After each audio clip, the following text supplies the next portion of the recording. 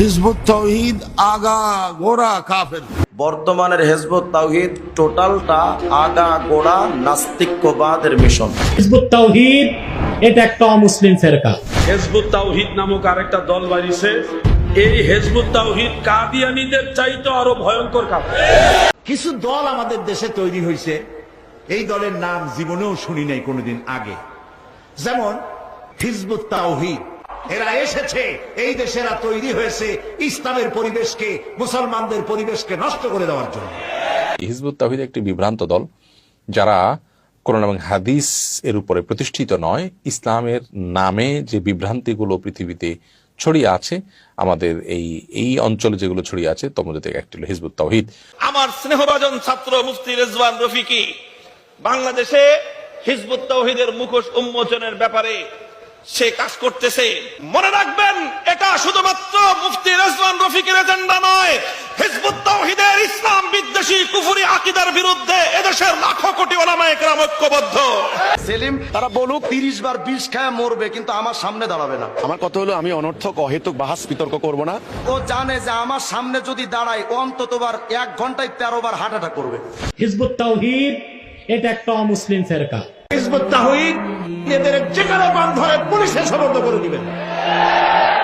এরা ইসলামের কোন সহায়ক শক্তি নয়। নাম দিয়েছে হিজবুত তাওহীদ, তাওহীদের দল। তাদের কর্মকাণ্ড হলো শয়তানি দলের।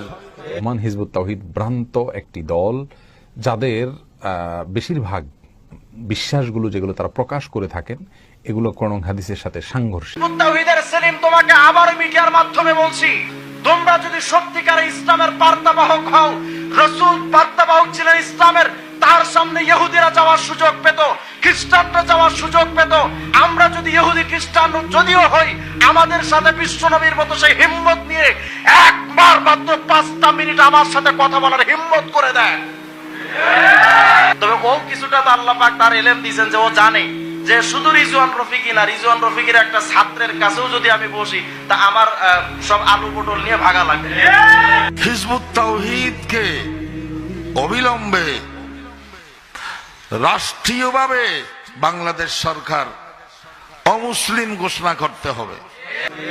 সমস্ত তাবিন, তাবে তাবিন, ওলামায়ে কেরাম, এগো ইসলাম কোন ইসলামই না, এগো দাড়ি নাই, টুপি নাই, এগো ইসলামই বলে আসল ইসলাম।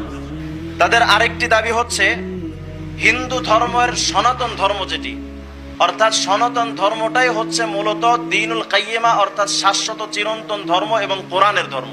আজকে রিদওয়ান রফিকি যেন হিজবুত তাওহীদকে নিয়ে যে মাঠে ময়দানে সে যেভাবে লেগেছে, কোন রকমের আবেগের বশবর্তী না হয়ে বিবেক দিয়ে তাড়নার মাধ্যমে সকলের কাছে যেন এই কথা পৌঁছে দেয় যে এটা আমাদের একটা কাজ, একে মোকাবেলা করতেই হবে। নিয়ে আসবেন দেওয়ানবাগী, আটরশি, মাইজভান্ডারি, সুরেশ্বরী, কুতুববাগী, রাজারবাগী, বর্তমানে নিয়ে আসবেন আপনি হিজবুত তাওহীদ বাইজিদ খান পন্নী। যে প্রোডাক্ট নিয়ে আসেন বাংলাদেশে, যে প্রোডাক্ট যেই নিয়ে আসেন না কেন, বাঙালি সেইটাই কবুল করবে।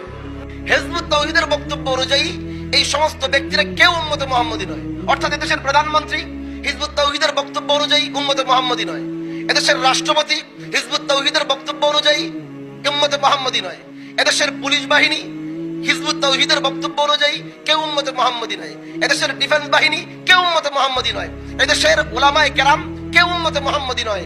এই হচ্ছে তাদের বক্তব্য।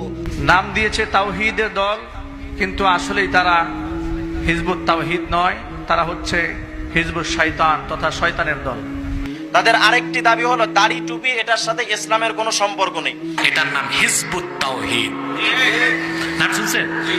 এটা মারাত্মক ভাবে 64 ডিস্ট্রিক্টে কাজ করতেছে একসাথে।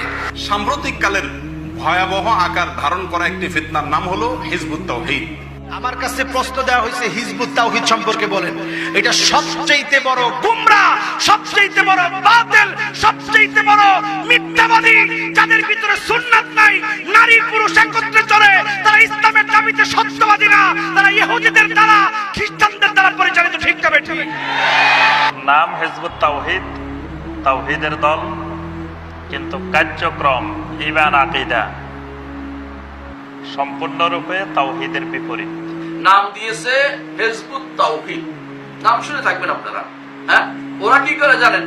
হ্যাঁ, নতুন পদ্ধতি আবিষ্কার করে সালাতের কিরকম জানেন? আল্লাহু আকবার, সামিআল্লাহ।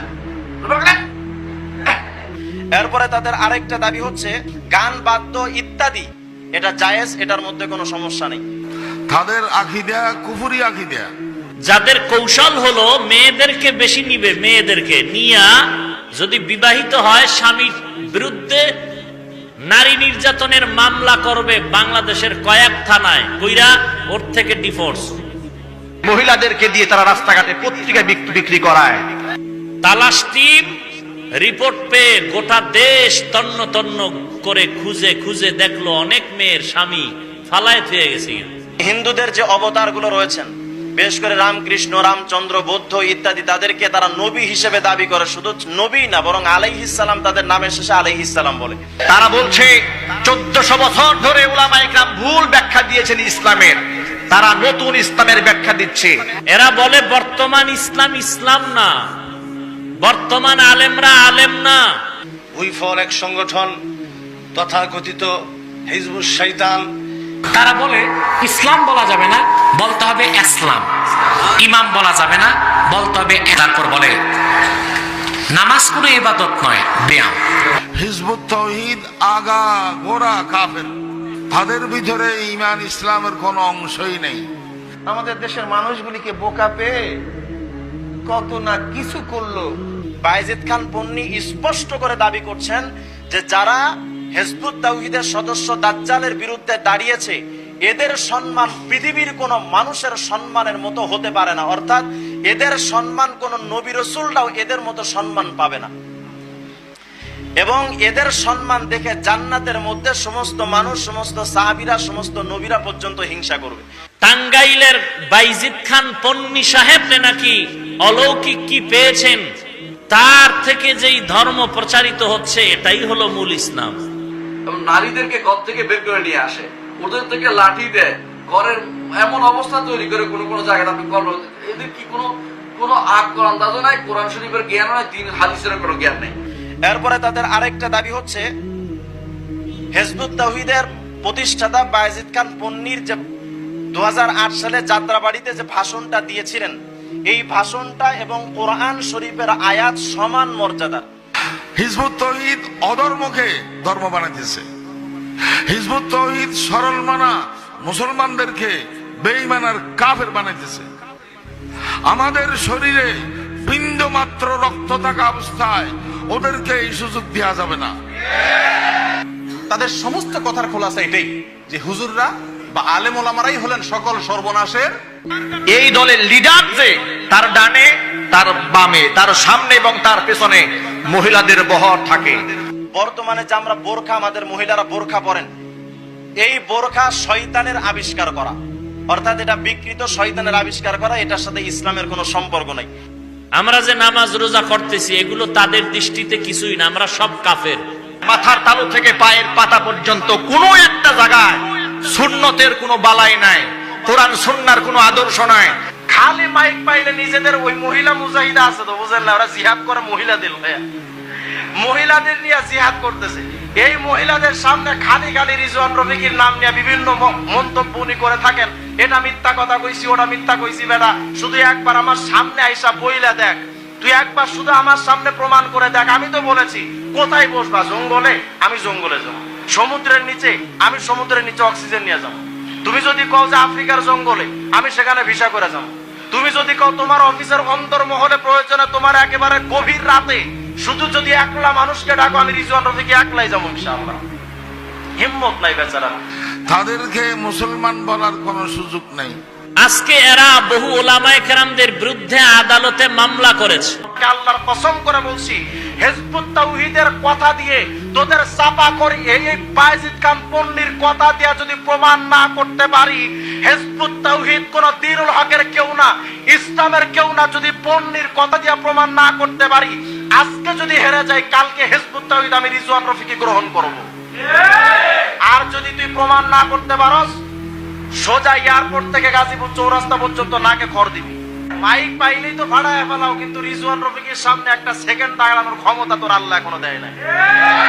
সুতরাং এই সন্ত্রাসী দলের ব্যাপারে এরা শুধুমাত্র আমাদের দেশের জন্য না, আমাদের মুসলমানদের জন্য নয়, বরং এই দেশ এবং এই দেশের জননিরাপত্তার জন্য, এদেশের স্বাধীনতা সার্বভৌমত্বের জন্য এক হুমকি দল হলো এই হিজবুত তাওহীদ।